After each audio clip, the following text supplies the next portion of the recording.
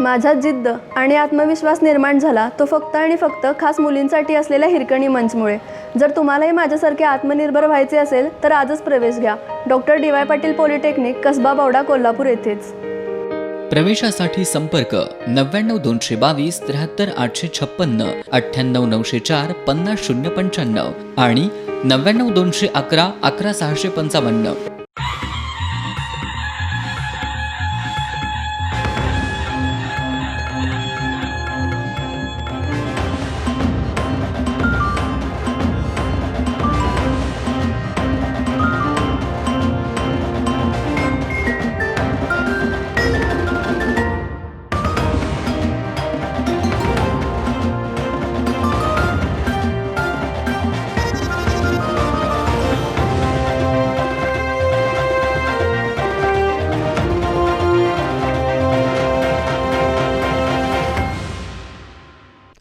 नमस्कार, एस न्यूजमध्ये आपलं स्वागत. सर्वप्रथम पाहूया ठळक घडामोडी.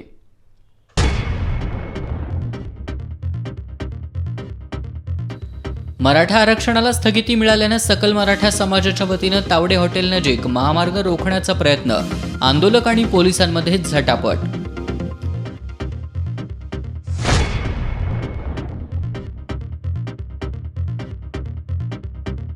इचलकरंजीतील आयजीएम रुग्णालयाला पालकमंत्री सतेज पाटील यांची भेट.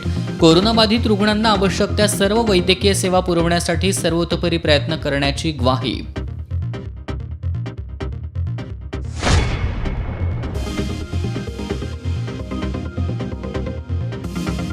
भाजपकडून महाविकास आघाडीला अस्थिर करण्याचं षडयंत्र, ग्रामविकास मंत्री हसन मुश्रीफ यांचा आरोप.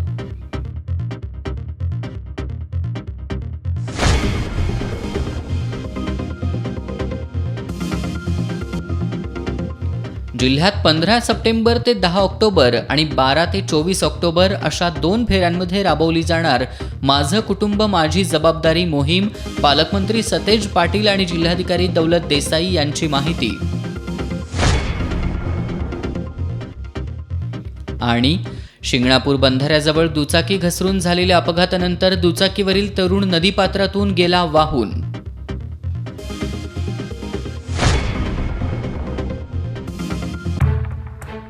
गरज नसताना भाजी खरेदीसाठी झुंबड उडवणं हा आपला वेडेपणा नाही का? विनाकारण बाईकवरून गावभर हिंडणं, कट्ट्यावर घोळका करून गप्पा मारत बसणं हे कोरोनाला फुकटचं निमंत्रण नाही का?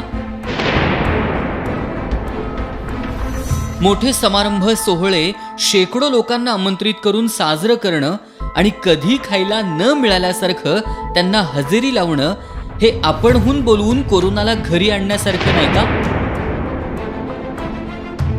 मी कोल्हापूरकर हाय, मला काय होतंय, ही फुशारकी मारणं हा फाजील आत्मविश्वास नाही का? आता सुधारला नाहीत तर कोरोना तुमच्या घरात यायला वेळ लागणार नाही. तुम्ही त्याची वाट बघताय का? आता तरी जागरूक होऊया. प्रशासनानं दिलेल्या सूचना तंतोतंत पाळून जगात भारी आम्ही कोल्हापुरी हे नाव सार्थ ठरवूया. कोरोनाला हरवूया. लक्षात असू द्या, सर सलामत तो पगडी 50. आता विषाची परीक्षा नको. कोरोनामुक्त कोल्हापूर हे स्वप्न करू साकार. नियम पाळून कोरोनाला करू हद्दपार.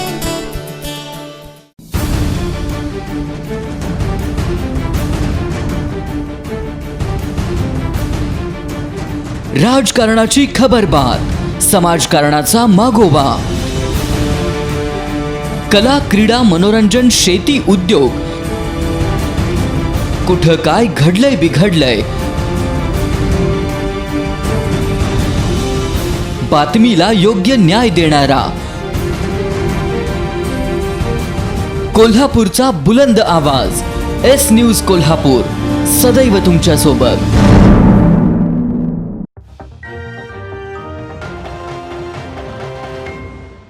वळूया सविस्तर बातम्यांकडे.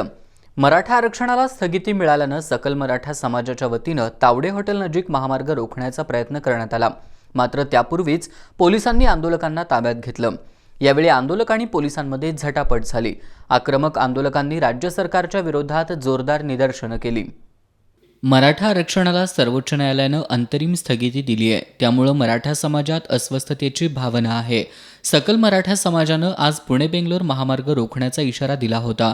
सकाळी 9 वाजल्यापासून सकल मराठा समाजाचे कार्यकर्ते तावडे हॉटेल इथं एकत्र आले. मात्र आज नीटची परीक्षा असल्यानं विद्यार्थ्यांना कोणताही त्रास होऊ नये यासाठी आंदोलकांनी 12 पर्यंत आंदोलन केलं नाही.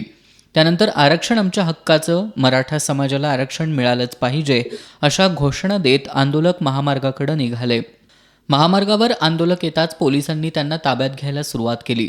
यावेळी पोलीस आणि आंदोलकांमध्ये झटापट झाली. आंदोलनाच्या पार्श्वभूमीवर कोणताही अनुचित प्रकार घडू नये यासाठी पोलिसांचा चोख बंदोबस्त होता. पोलिसांनी आंदोलकांना ताब्यात घेतलं. मराठा समाजाला आरक्षण न दिल्यास पुणे मुंबईची दूध वाहतूक रोखण्याचा इशारा आंदोलकांनी दिला. आंदोलकांपेक्षा पोलिसांची संख्या अधिक दिसून आली. पोलीस उपअधीक्षक प्रशांत अमृतकर, प्रेरणा कट्टे, पोलीस निरीक्षक तानाजी सावंत, सहाय्यक पोलीस निरीक्षक किरण भोसले, सुशांत चव्हाण यांच्या मार्गदर्शनाखाली पोलीस बंदोबस्त तैनात होता. आंदोलनात सचिन तोडकर, दिलीप पाटील, स्वप्नील पार्टे, रवींद्र मुतगी, उदय प्रभावळे, योगेश खाडे, अभिषेक सावंत, सचिन कांबळे, समरजित तोडकर, मनसूर नदाफ आदींनी सहभाग घेतला. मोठ्या प्रमाणात बेकारी आहे, समाजात असंतोष आहे. जर अशा पद्धतीनं जर आरक्षण केलं तर समाजातली लोक नक्षलवादी होतील. आता आमच्या लोकांनी आत्महत्या एवढ्या केल्या, 42 लोकांनी आपले जीव दिलेले आहेत आणि परत आता शहीद नको आहे. त्यामुळं आम्ही आता ठरवलेलं आहे की संघर्ष करायचा आणि स्वतःचा आत्महत्या न करण्यासाठी पश्चिम महाराष्ट्रातनं पहिल्यांदा आम्ही कोल्हापूरमधनं हे चालू करतोय आंदोलन आणि महाराष्ट्रातल्या प्रत्येक युवकाला सांगतोय की कोणी आत्महत्या करू नका. आणि इचलकरंजीतील आयजीएम रुग्णालयात दाखल कोरोनाबाधित रुग्णांना ऑक्सिजन, मोफत रेमडेसिवीर इंजेक्शन यासह अन्य वैद्यकीय सेवा पुरवण्यासाठी शासनाकडून सर्वतोपरी प्रयत्न सुरू आहेत. मात्र आयजीएमची बदनामी न करता सामान्य नागरिकांमध्ये विश्वासार्हता वाढवण्यासाठी आणि कोरोनाची लढाई जिंकण्यासाठी गट, तट, पक्ष, मतभेद बाजूला करून एकत्रित प्रयत्न करूया असं आवाहन पालकमंत्री सतेज पाटील यांनी केलं. इचलकरंजी इथं झालेल्या आढावा बैठकीत ते बोलत होते. प्रांत कार्यालयात झालेल्या या बैठकीला आमदार प्रकाश आवाडे, आमदार राजूबाबा आवळे, नगराध्यक्ष अलका स्वामी, उपनगराध्यक्ष तानाजी पोवार, माजी आमदार सुरेश हळवणकर, राजीव आवळे, जिल्हा शल्यचिकित्सक डॉक्टर BC केम्पी पाटील उपस्थित होते. यावेळी बोलताना पालकमंत्री सतेज पाटील यांनी आयजीएम हॉस्पिटलसाठी 6000 लिटर क्षमतेची ऑक्सिजन टँक कार्यरत केल्याचं सांगितलं. अजून त्याच क्षमतेचा आणखी एक टँक या ठिकाणी बसवला जाणार आहे. सिटी स्कॅनची सोयही रुग्णालयात करण्यात येणार आहे. सध्या रुग्णालयात 200 बेड उपलब्ध आहेत.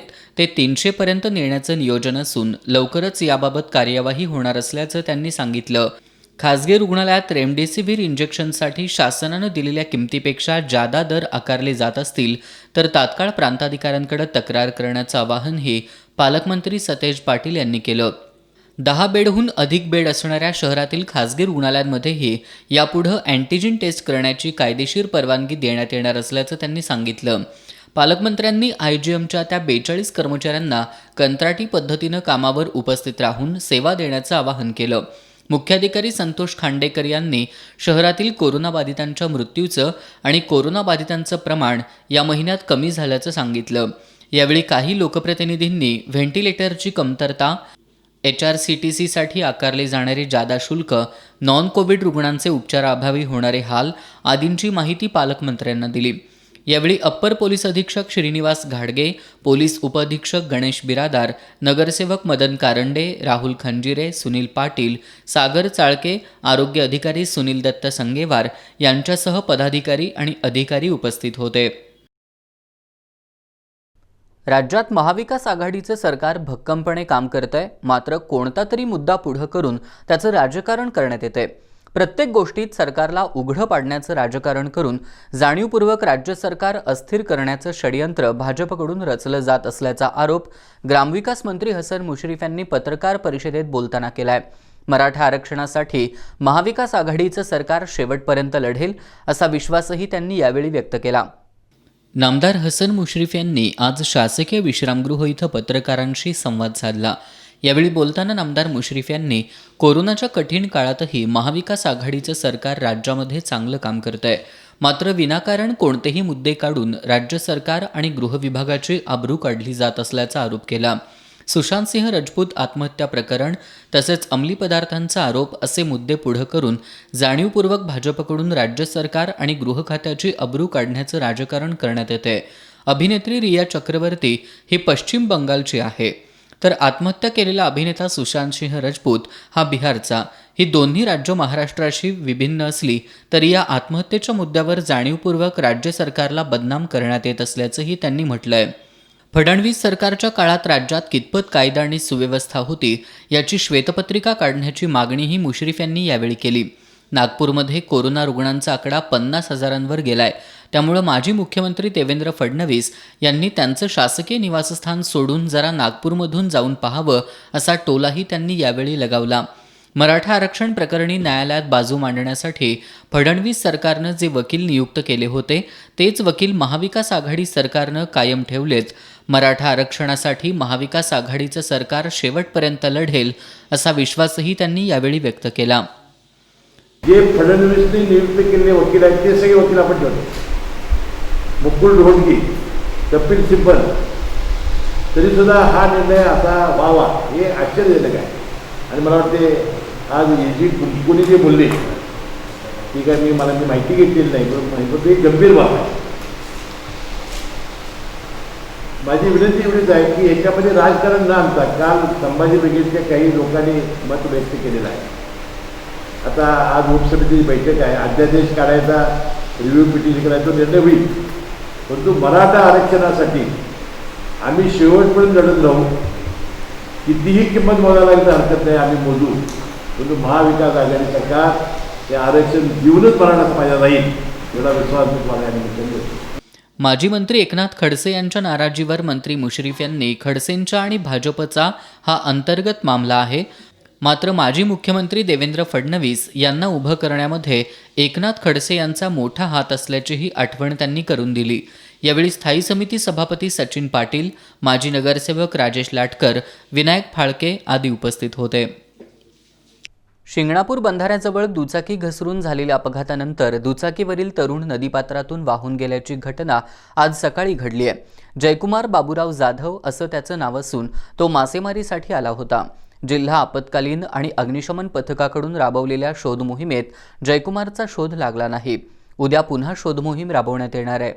चंबुखडी गोपाळ वसाहतीत राहणारा जयकुमार बाबूराव जाधव आज पहाटे शिंगणापूर बंधाऱ्याजवळ मासेमारी करण्यासाठी गेला होता. सकाळी पावसाची रिमझिम धुकं असल्यानं बंधाऱ्यावर साचलेल्या चिखलावरून त्याची दुचाकी घसरली. दुचाकी संरक्षण कठड्याला धडकल्यानं जयकुमार नदीपात्रात कोसळला. नदीत पाण्याचा प्रवाह जोरदार असल्यानं तो पाण्यातून वाहून गेला. जिल्हा आपत्ती व्यवस्थापन आणि कोल्हापूर महानगरपालिकेचं अग्निशमन दलाला याबाबतची माहिती देण्यात आली. नदीपात्रात त्यांनी शोध मोहीम राबवली. दुपारी 3 पर्यंत ही शोध मोहीम राबवली, मात्र जयकुमारचा शोध लागला नाही. उद्या पुन्हा शोध मोहीम सुरू करण्यात येणार असल्याचं जिल्हा आपत्ती व्यवस्थापनाकडून सांगण्यात आलं. दरम्यान सकाळपासून जयकुमारचे आई, वडील, पत्नी, 3 मुलं, 1 मुलगी तसंच नातेवाईक नदी काठावर थांबून होते. अत्तिगिरी इथल्या घोडावत कोविड सेंटरला आज पालकमंत्री सतेज पाटील यांनी भेट दिली. या भेटीत पालकमंत्री सतेज पाटील यांनी सेंटरमधील अपुऱ्या साधनांविषयी माहिती घेऊन त्यांची तात्काळ पूर्तता करण्याची ग्वाही दिली. तसंच या ठिकाणी बसवण्यात येणाऱ्या 6,000 लिटर लिक्विड ऑक्सिजन टँकच्या कामाचीही त्यांनी माहिती घेतली. हातकणंगले तालुक्यातील अत्तिगिरी इथल्या घोडावत युनिव्हर्सिटीमधील कोविड सेंटरवर कोरोनाबाधितांवर उपचार सुरू आहेत. पालकमंत्री सतेज पाटील यांनी आज या कोविड सेंटरला भेट दिली. यावेळी पालकमंत्री पाटील यांनी डॉक्टर उत्तम मदने आणि डॉक्टर BC केम्पी पाटील यांच्याकडून कोविड सेंटरची माहिती घेऊन आवश्यक साधनांविषयी माहिती जाणून घेतली. डॉक्टर उत्तम मदने यांनी या ठिकाणच्या अपुऱ्या कर्मचाऱ्यांविषयी माहिती दिली. रेमडेसिवीर इंजेक्शन आणि अन्य औषधांची मागणी केली. पालकमंत्री सतेज पाटील यांनी औषधं आणि इंजेक्शनच्या मागणीचं लेखी पत्र देण्याची सूचना देऊन औषधं आणि इंजेक्शनचा लवकरच पुरवठा करू अशी ग्वाही दिली. पालकमंत्री सतेज पाटील यांनी या ठिकाणी बसवण्यात येणाऱ्या 6,000 लिटर लिक्विड ऑक्सिजन टँकच्या कामाची पाहणीही केली. यावेळी आमदार राजूबाबा आवळे, पोलीस अधीक्षक अभिनव देशमुख, पोलीस उपअधीक्षक श्रीनिवास घाडगे, प्रांताधिकारी विकास खरात, तहसीलदार प्रदीप उबाळे, हातकणंगले नगरपालिकेचे नगराध्यक्ष अरुणकुमार जानवेकर, गिरीश इंगवले, माजी सरपंच नूर मोहम्मद मुजावर, आरोग्य कमिटीचे गोविंद दरक, हातकणंगले पंचायत समितीचे सभापती महेश पाटील, नगरसेवक विजय खोत, जिल्हा परिषद सदस्य प्रसाद खोबरे यांच्यासह अन्य डॉक्टर आणि वैद्यकीय कर्मचारी उपस्थित होते. कोल्हापुरात आज दिवसभर ढगाळ वातावरण राहिलं. अधूनमधून पावसाची भुरभुर होती. ढगाळ वातावरणामुळे हवेत मात्र गारठा होता. कोल्हापूर जिल्ह्यात गेल्या आठवडाभरापासून जोरदार पाऊस कोसळतोय. शनिवारी जिल्ह्याच्या अनेक भागात धुवांधार पाऊस झाला. आज सकाळपासून वातावरण ढगाळ असल्यानं जोरदार पाऊस होईल असं वाटत होतं. शहरात दिवसभर पावसाची भुरभुर राहिली. पाऊस झाला नसला तरी ढगाळ वातावरणामुळे हवेत गारठा होता. रविवारी सकाळी 8 वाजता संपलेल्या 24 तासात जिल्ह्यात सरासरी 7.67 मिलीमीटर पावसाची नोंद झाली. गगनबावडा तालुक्यात सर्वाधिक 20.58 मिलीमीटर पाऊस झाला. दरम्यान उद्या म्हणजेच सोमवारपासून 4 दिवस जिल्ह्यात जोरदार पावसाची शक्यता हवामान खात्यानं वर्तवली आहे. या बातमीचा घेत एक छोटासा ब्रेक, पण ब्रेकपूर्वी महत्त्वाची आठवण. ताज्या बातम्यांच्या अपडेट्ससाठी एस न्यूज कोल्हापूर हे यूट्यूब चॅनल सबस्क्राईब करा. भेटूया काही क्षणातच. पाहत रहा एस न्यूज.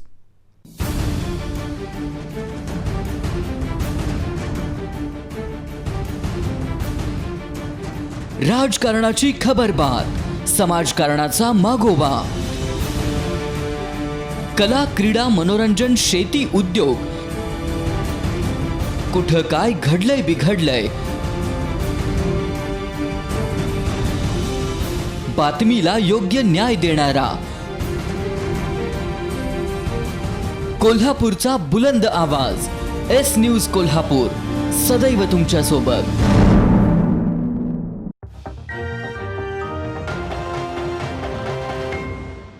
ब्रेकनंतर आपलं पुन्हा एकदा स्वागत. आपण पाहता एस न्यूज. करवीर तालुक्यातील खुपिरे इथल्या ग्रामीण आरोग्य केंद्रातील आरोग्य सेवेचा बोजवारा उडाल्याचं मनसे उपाध्यक्ष अमित पाटील यांनी स्टिंग ऑपरेशनच्या माध्यमातून समोर आणलं होतं. याबाबतचं वृत्तही एस न्यूजनं प्रसारित केलं होतं. या वृत्ताची दखल घेत रुग्णालयाचा परिसर स्वच्छ करण्यात आला. करवीर, पन्हाळा आणि गगनबावडा या 3 तालुक्यातील जनतेला तात्काळ आरोग्यसेवा मिळण्याच्या दृष्टीनं खुपिरे ग्रामीण रुग्णालय अत्यंत सोयीचं आहे. करवीर तालुक्यातील 9 गावासाठी ग्रामीण रुग्णालय असलं तरी करवीर, पन्हाळा आणि गगनबावडा या तालुक्यातील रुग्ण इथं मोठ्या संख्येनं उपचार घेण्यासाठी येतात. मात्र या ग्रामीण रुग्णालयात अनेक गैरसोयींबरोबरच अस्वच्छतेचं साम्राज्य आहे. त्यातच आरोग्य अधीक्षकांसह डॉक्टर वेळेवर रुग्णालयात हजर राहत नसल्याच्या अनेक तक्रारी मनसे जिल्हा उपाध्यक्ष अमित पाटील यांच्याकडे आल्या होत्या. या तक्रारींवरून पाटील यांनी स्टिंग ऑपरेशन करून ग्रामीण रुग्णालयाच्या कामाचा पंचनामा केला होता. याबाबतचं वृत्त एस न्यूजनं प्रसारित केलं होतं. वरिष्ठ अधिकाऱ्यांनी या वृत्ताची दखल घेतली असून या ग्रामीण रुग्णालयातील परिसर स्वच्छ करण्यात आलाय. काल आम्ही खुपिरे ग्रामीण रुग्णालयात अस्वच्छता आणि डॉक्टर वेळेत नसते इत्यादी गोष्टीवरती आम्ही स्टिंग ऑपरेशन केलं होतं. त्यावेळी SPNचे वृत्तवाहिनीचे पत्रकार ते येऊन त्यांनी जी बातमी प्रसिद्धी दिली त्यामुळे त्यांनी आज आरोग्य अधीक्षकांनी तात्काळ काम चालू केलं. त्यामुळे मी SPN वृत्तवाहिनीचे आभारी आहे. एस न्यूज इम्पॅक्टच्या या बातमीनंतर वळूया पुढच्या बातमीकडे. कोरोनाच्या पार्श्वभूमीवर राज्यातील मंदिरं दर्शनासाठी बंद आहेत. मात्र कोरोनाचा वाढता संसर्ग विचारात घेऊन गाभारा प्रवेशाऐवजी पितळी उंबऱ्यापासूनच अंबाबाई देवीचं दर्शन सुरू करण्याचा देवस्थान समितीचा विचार आहे. कोरोनामुळे राज्यातील मंदिरं गेली 6 महिने बंद आहेत. मंदिरं बंद असल्यानं मंदिर परिसरातील विविध व्यावसायिकांवर बेकारीची कुऱ्हाड कोसळली. मात्र आता मंदिरं खुली करण्याची मागणी होऊ लागली आहे. शासनानं मंदिरं खुली करण्याचे आदेश अद्यापही दिलेले नसले तरी नियमावली आखून अंबाबाई देवीचं दर्शन देण्याचा विचार पश्चिम महाराष्ट्र देवस्थान समितीने सुरू केला आहे. कोरोनाचा प्रादुर्भाव विचारात घेऊन पूर्वीप्रमाणे 4ही दरवाजे खुले असणार नाहीत. महाद्वार रोडचा पश्चिम दरवाजा आणि उत्तर बाजूचा घाटी दरवाजा बंद ठेवला जाणार आहे. भाविकांना दर्शनासाठी पूर्व दरवाजातून प्रवेश दिला जाणार असून विद्यापीठ हायस्कूल इथल्या दक्षिण दरवाजातून भाविकांना बाहेर जाता येणार आहे. कोरोनाचा वाढता फैलाव लक्षात घेऊन मंदिरातील गाभाऱ्याऐवजी पितळी उंबऱ्यापासूनच देवीचं दर्शन देण्याचा देवस्थान समितीचा विचार सुरू आहे. परवानगी दिली तर निश्चितच पश्चिम महाराष्ट्र देवस्थान समिती म्हणून आम्ही योग्य ती काळजी घेऊ.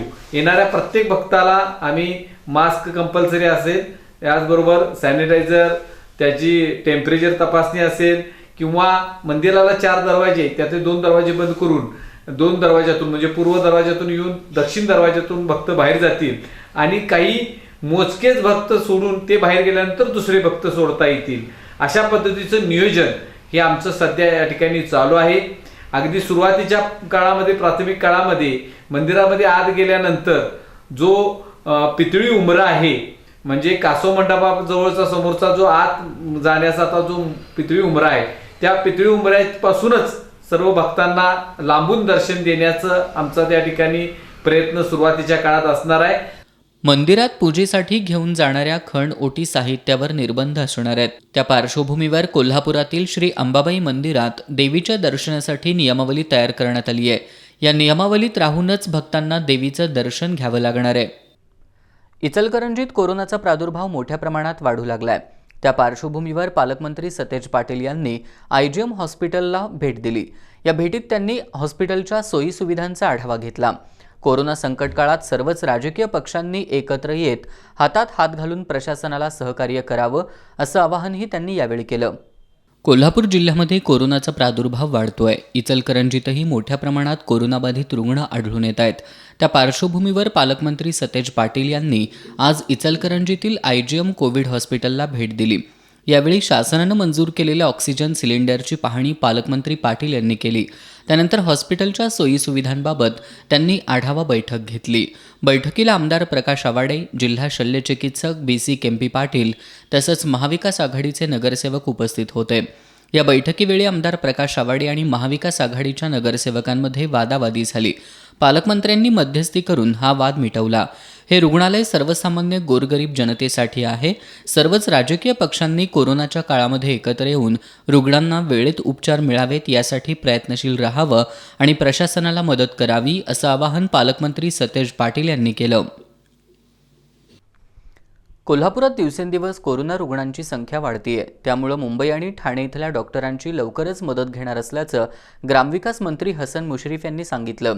कोरोना रुग्णांना उपचारासाठी वेळेवर ऑक्सिजन मिळावा यासाठी जिल्हा प्रशासनानं आवश्यक त्या सर्व उपाययोजना कराव्यात अशा सूचना जिल्हाधिकारी कार्यालयात झालेल्या बैठकीत केल्या असल्याचं ग्रामविकास मंत्री मुश्रीफ यांनी यावेळी सांगितलं.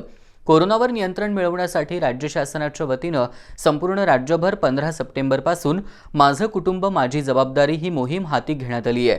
या मोहिमेला सर्वांनी सहकार्य करावं असं आवाहनही नामदार हसन मुश्रीफ यांनी केलं.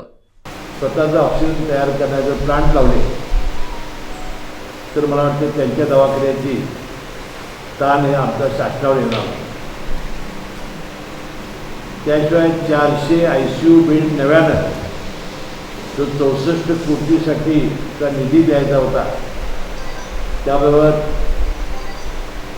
आदेश आता जिल्हाधिकाऱ्यांनी सगळ्यांना दिलेले आहेत. आपण हे जम्बो हॉस्पिटल करत नाही. 10 ऑक्टोबरपासून 24 ऑक्टोबरपर्यंत अशा 2 टप्प्यामध्ये माझं कुटुंब माझी जबाबदारी हा जो घरोघरी जाऊन आपले सगळे अधिकारी आणि पदाधिकारी सर्वे करणार आहे. यामुळं सुद्धा संख्या फार मोठी वाढणार आहे.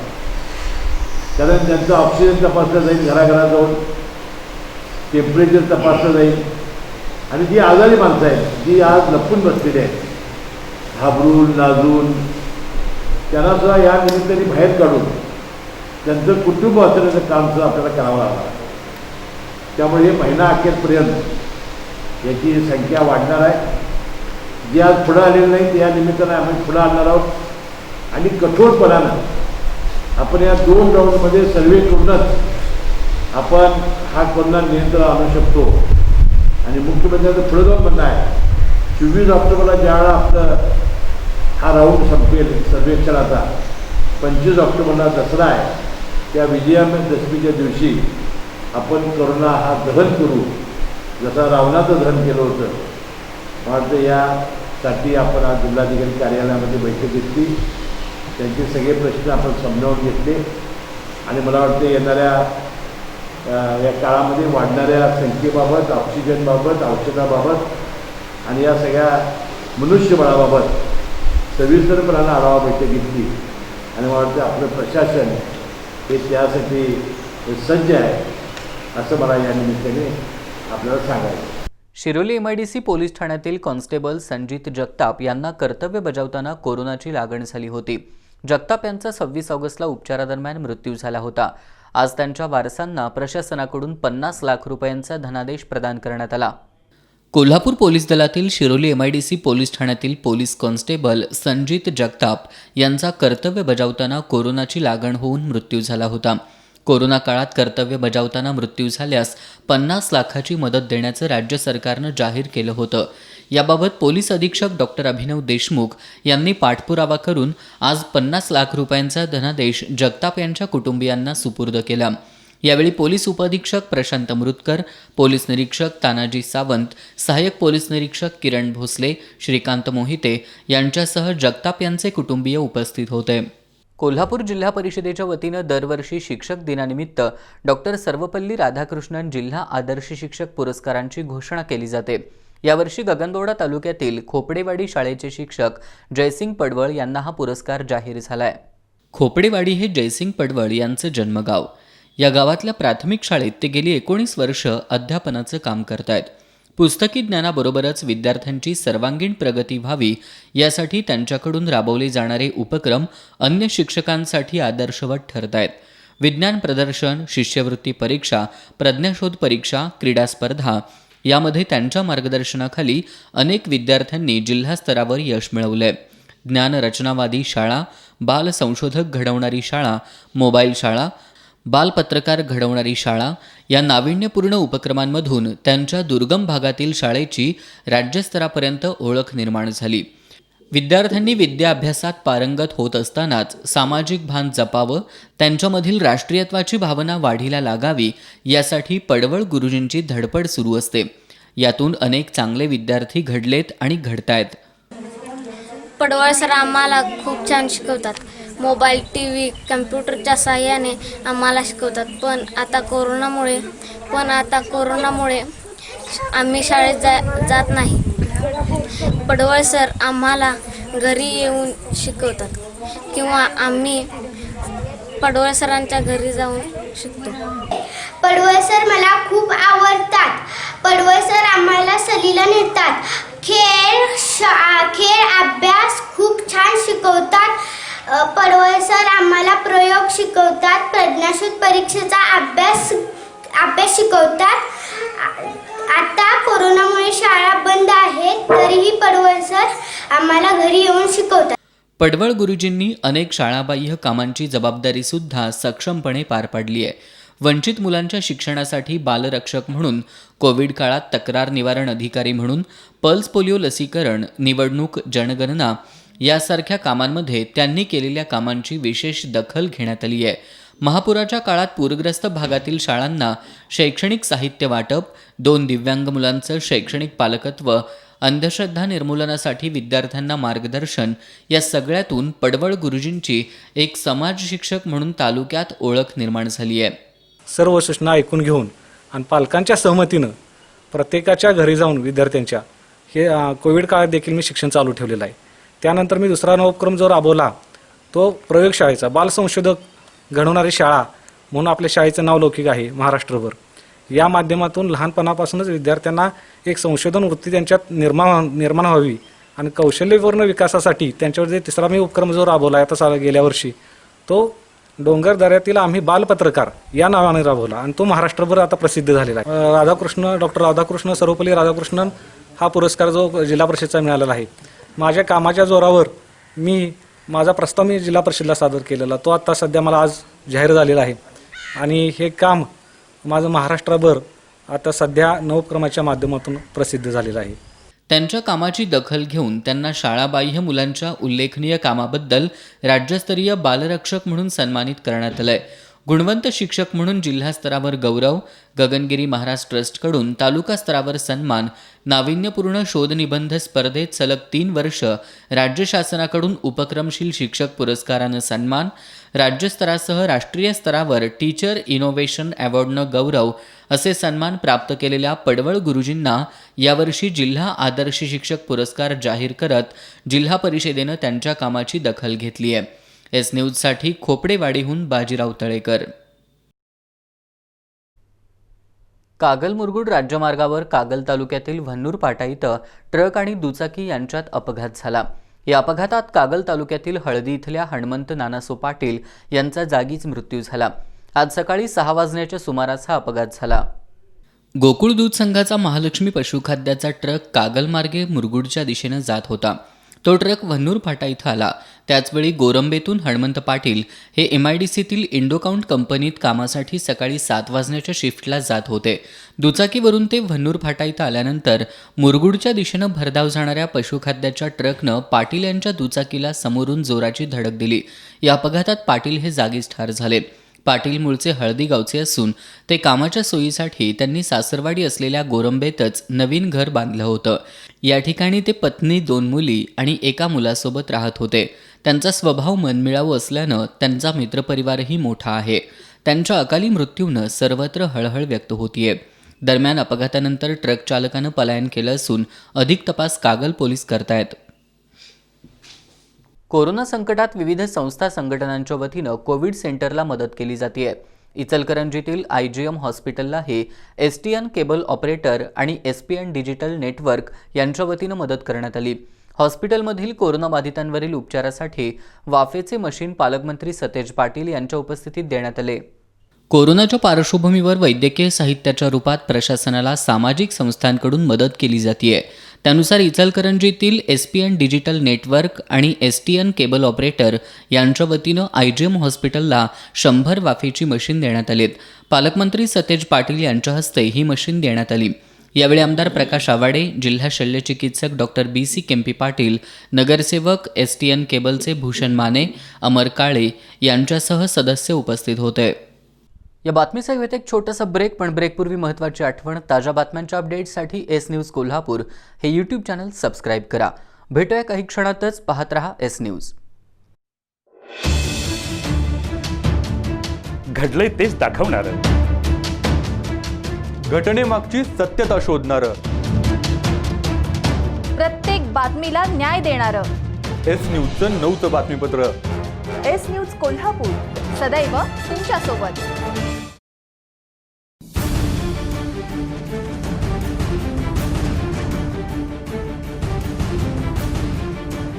राजकारणाची खबरबात, समाजकारणाचा मागोवा, कला, क्रीडा, मनोरंजन, शेती, उद्योग,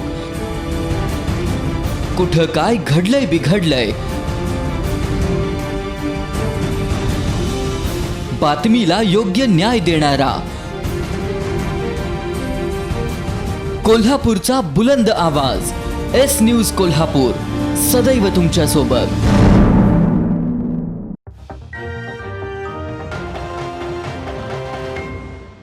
ब्रेकनंतर आपलं पुन्हा एकदा स्वागत. उत्तरेश्वर पेठेतील वाघाजी तालीम समोरील सार्वजनिक स्वच्छतागृह पाडून टाकल्याचा प्रकार 4 दिवसांपूर्वी घडला होता. या प्रकरणी लक्ष्मीपुरी पोलिसात गुन्हा नोंदवण्यात आला होता. लक्ष्मीपुरी पोलिसांनी 2 संशयितांना ताब्यात घेत त्यांच्याकडून JCB मशीन जप्त केलंय.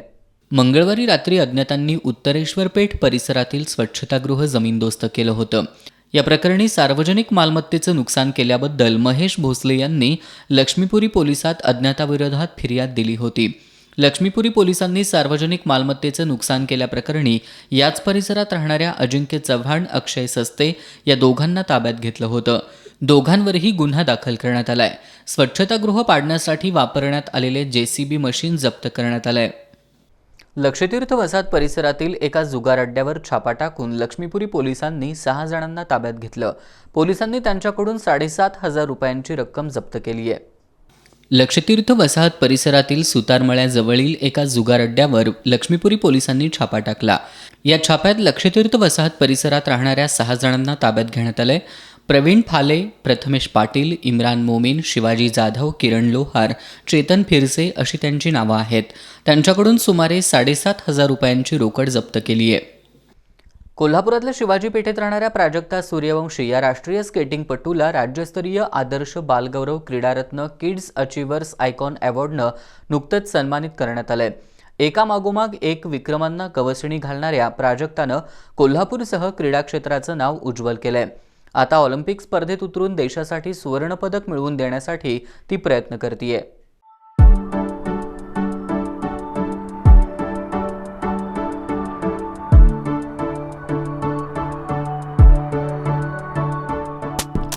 ही आहे शिवाजी पेठेतील सरनाईक कॉलनीमधील राष्ट्रीय स्केटिंगपटू प्राजक्ता निवास सूर्यवंशी.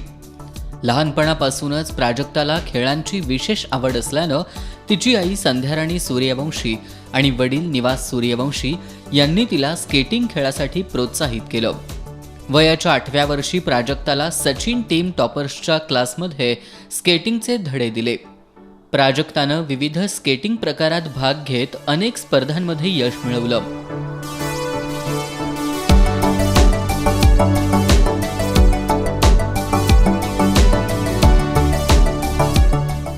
जिल्हा, राज्य आणि राष्ट्रीय पातळीवर यशस्वी कामगिरी करत नावलौकिक मिळवला.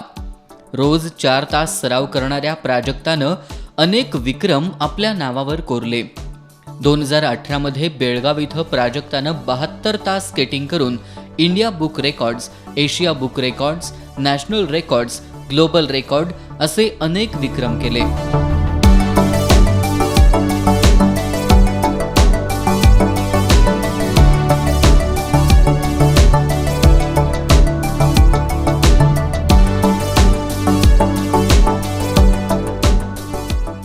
बेळगावमध्ये 2018 साली 48 तास स्केटिंग करून आपलं नाव गिनीज बुक ऑफ वर्ल्ड रेकॉर्डमध्ये कोरलं.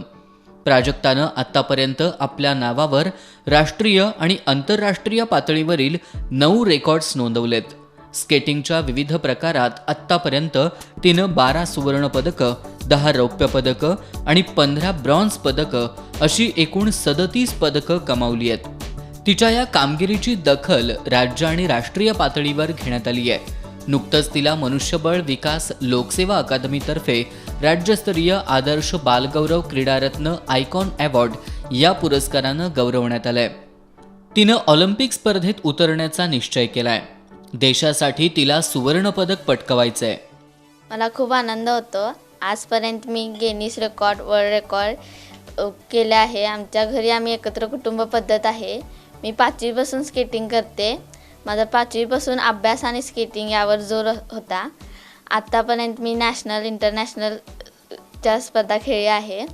माझ्या घरच्यांचे सहकार्य यामुळे मी गिनीज रेकॉर्ड, वर्ल्ड रेकॉर्ड अशाच प्रकारचे 9 बुकमध्ये रेकॉर्ड आत्तापर्यंत झाले आहे. माझी थायलंडला निवड झाली होती. कोविड-19च्या कारणामुळे ह्या वर्षी ती रद्द झाली. अशा प्रकारे माझं वाटचाल चालू आहे. माझं एकच उद्दिष्ट आहे की मला ऑलिम्पिकमध्ये खेळायचं आहे आणि देशासाठी गोल्ड मेडल कमवायचं आहे. हे उद्दिष्ट डोळ्यासमोर ठेवून मी पुढे आता वाटचाल करत आहे. स्केटिंग क्रीडा प्रकारातील प्राजक्ताच्या विक्रमामुळं तिच्या आईवडिलांचा ऊर भरून आलाय. तिनं या विक्रमांवर न थांबता देशासाठी कामगिरी करावी अशी त्यांची इच्छा आहे. एक आई म्हणून मला अभिमान वाटतो की मी मुलगीला जन्म दिला आणि मुलगी लहानपणी मोठं होत गेली तसं ती खाण्याकडं तिचं दृष्टिकोन कमी होता. म्हणून मी हा खेळाचा निर्णय तिला निवडला. आणखी त्यातनं ती प्रगती करत हा एवढा मोठा दिवस येईल असं आम्हाला स्वप्नातसुद्धा वाटलं नव्हतं. आणि प्राजक्तानं आतापर्यंत भरपूर खेळ खेळून मेडल मिळवलेत. परत तिचं नाव मोठं झालेलं आहे आणि अजून ती मोठी व्हावी अशी आमची अपेक्षा आणि इच्छा पण आहेत. आणि ऑलिम्पिकमध्ये तिनं गोल्ड मेडल मिळावं ही अशी इच्छा आहेच. प्राजक्ताचे पणजोबा उत्कृष्ट कुस्तीपटू होते, तर आजोबा जलतरणपटू होते. वडील आणि दोघे चुलते हे फुटबॉलपटू आहेत. अशा क्रीडा परंपरा लाभलेल्या घरात प्राजक्तानं स्केटिंग क्रीडा प्रकारात यशस्वी कामगिरी केली आहे. कुटुंबीयही तिला सतत प्रोत्साहन देत आलेत.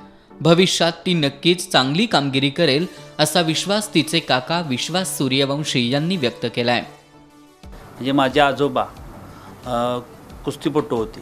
त्यानंतर माझे वडील स्वतः स्विमिंगपटू होते. त्यांना स्विमिंगवरच गव्हर्नमेंट प्रेसला नोकरी लावलेली एका साहेबांनी त्या काळात.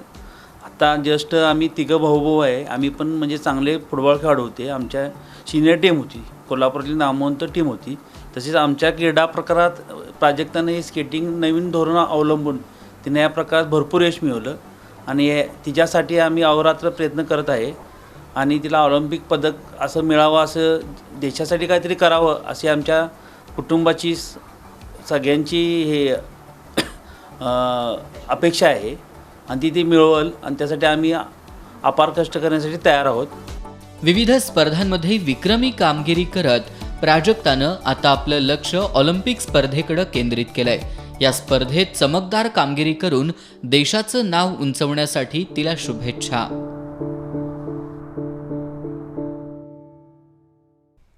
कोल्हापूर जिल्ह्यात 15 सप्टेंबर ते 10 ऑक्टोबर आणि 12 ते 24 ऑक्टोबर अशा 2 फेऱ्यांमध्ये माझं कुटुंब माझी जबाबदारी ही मोहीम राबवली जाणार आहे, अशी माहिती पालकमंत्री सतेज पाटील यांनी पत्रकार बैठकीत दिली. कोरोना नियंत्रण अधिक प्रभावीपणे करणं, कोविड बाधित रुग्णांच्या निकट संपर्कातील व्यक्तींचा शोध घेण्यासाठी ट्रेस, ट्रॅक आणि ट्रीट या त्रिसूत्रीचा वापर या मोहिमेत करण्यात येणार आहे. आरोग्य शिक्षण, संशयित कोविड रुग्ण शोधणं आणि व्याधीग्रस्त असणाऱ्यांना शोधून त्यांना लवकरात लवकर उपचाराखाली आणणं हा या मोहिमेचा मुख्य उद्देश असल्याचं नामदार पाटील यांनी सांगितलं. स्वस्थ महाराष्ट्रासाठी लोकांसाठी चालवलेली माझं कुटुंब माझी जबाबदारी ही मोहीम राबवण्याचा निर्णय राज्य शासनानं घेतलाय. कोल्हापूर जिल्ह्यात पालकमंत्री सतेज पाटील, ग्रामविकास मंत्री हसन मुश्रीफ, सार्वजनिक आरोग्य राज्यमंत्री राजेंद्र पाटील यड्रावकर यांच्या मार्गदर्शनानुसार जिल्ह्यात 15 ते 10 ऑक्टोबर आणि 12 ते 24 ऑक्टोबर अशा 2 फेऱ्यांमध्ये ही मोहीम राबवली जाणार आहे. सार्वजनिक आरोग्य, नगरविकास, ग्रामविकास आणि महिला आणि बालकल्याण विभागाच्या वतीनं राबवण्यात येत असलेल्या या मोहिमेत आज पालकमंत्री सतेज पाटील आणि जिल्हाधिकारी दौलत देसाई यांनी माध्यमांना माहिती दिली. या मोहिमेसाठी आरोग्य कर्मचारी आणि स्थानिक लोकप्रतिनिधींनी दिलेले 2 स्वयंसेवक यांचं पथक तयार करण्यात येणार आहे. प्रत्येक 5 ते 10 पथकांमागं एक वैद्यकीय अधिकारी नेमण्यात येईल. हे पथक जिल्ह्यातील सर्व ग्रामपंचायती, नगरपंचायत, नगरपालिका, महापालिका क्षेत्रातील घरांना भेटी देतील. आरोग्य पथक पहिल्या भेटीत 50 घरांना तर दुसऱ्या भेटीत 75 घरांना भेटी देतील.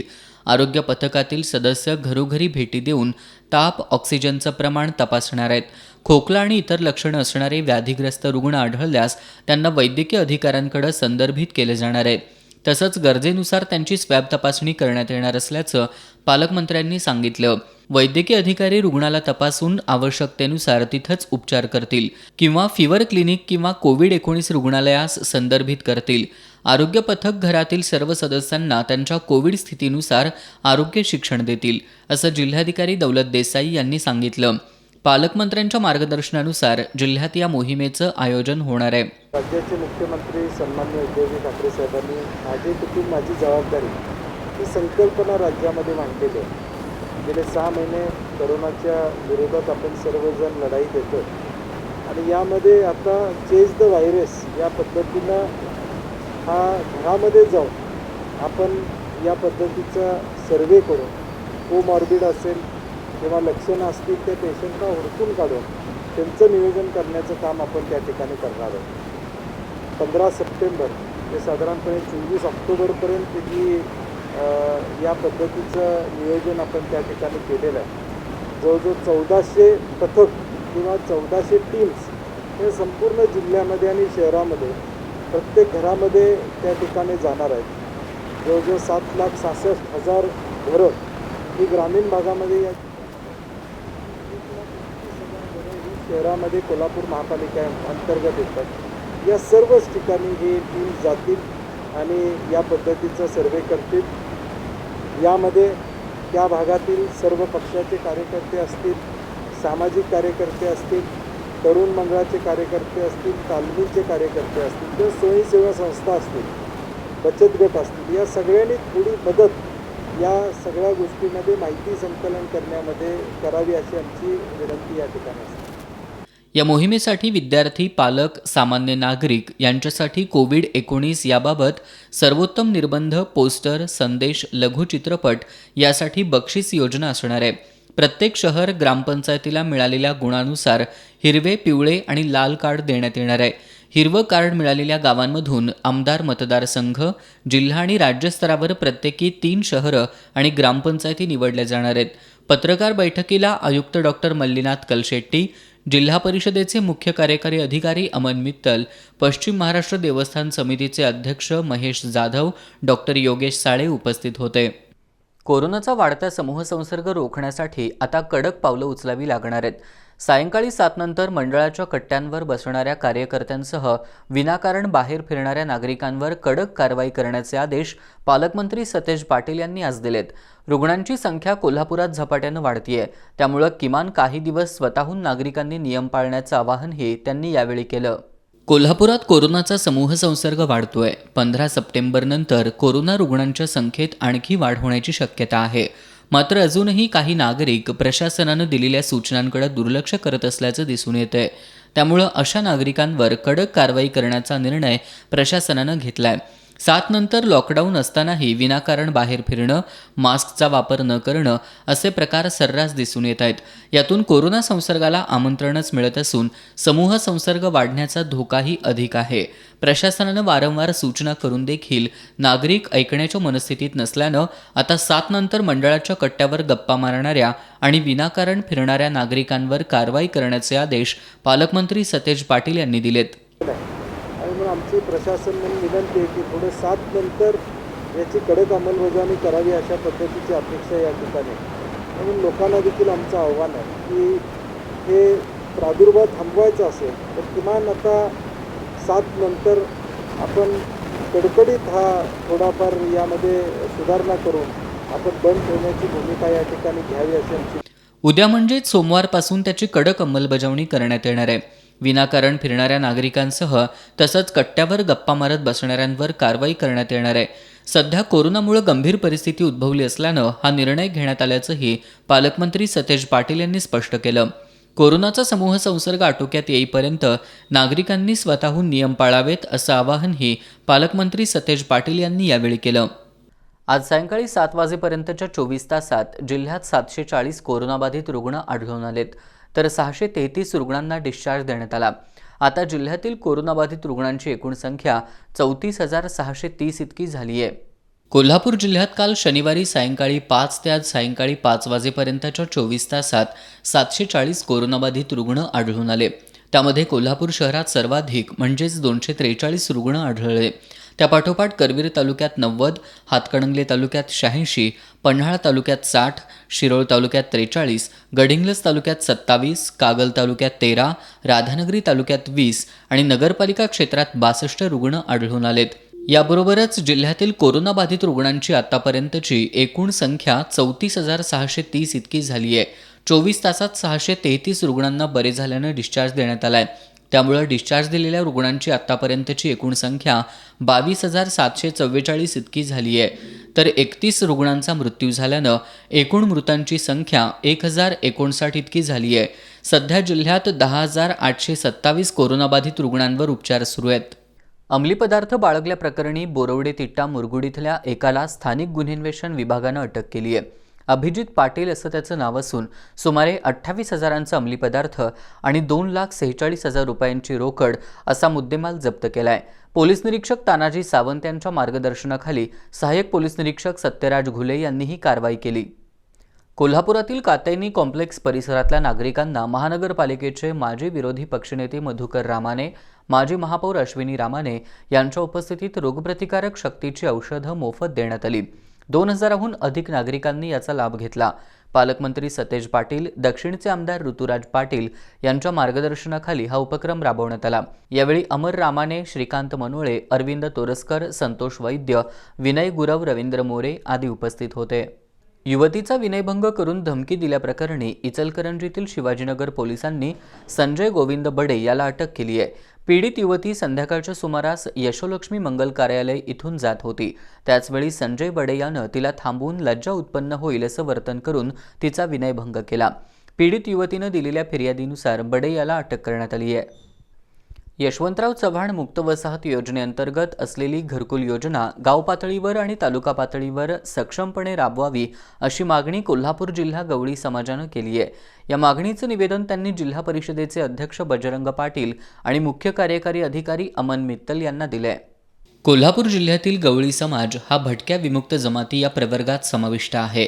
शासनानं काढलेल्या आदेशानुसार यशवंतराव चव्हाण मुक्त वसाहत योजनेअंतर्गत असलेल्या घरकुल योजनेचा लाभ या प्रवर्गातील नागरिकांना घेता येतो.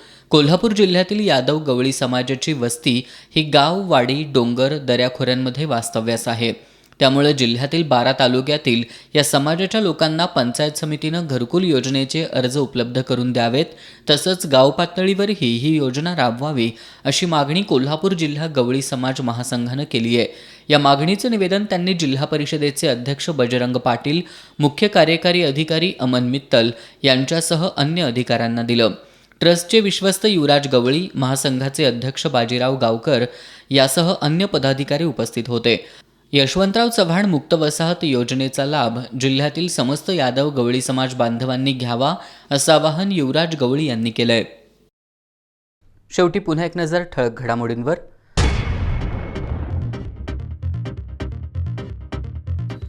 मराठा आरक्षणाला स्थगिती मिळाल्यानं सकल मराठा समाजाच्या वतीनं तावडे हॉटेल नजीक महामार्ग रोखण्याचा प्रयत्न, आंदोलक आणि पोलिसांमध्ये झटापट.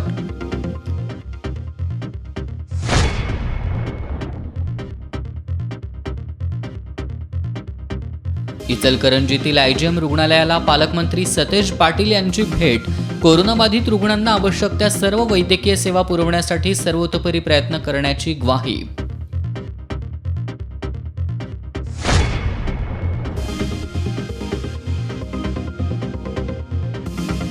भाजपकडून महाविकास आघाडीला अस्थिर करण्याचं षडयंत्र, ग्रामविकास मंत्री हसन मुश्रीफ यांचा आरोप.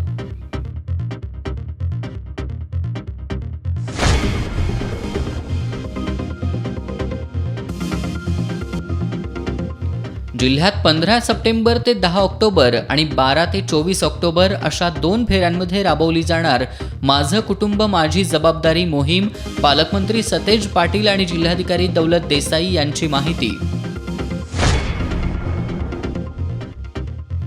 आणि शिंगणापूर बंधाऱ्याजवळ दुचाकी घसरून झालेल्या अपघातानंतर दुचाकीवरील तरुण नदीपात्रातून गेला वाहून.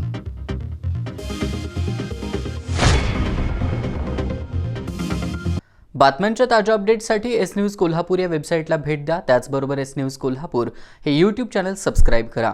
आणि याबरोबरच हे बातमीपत्र संपलं. नमस्कार.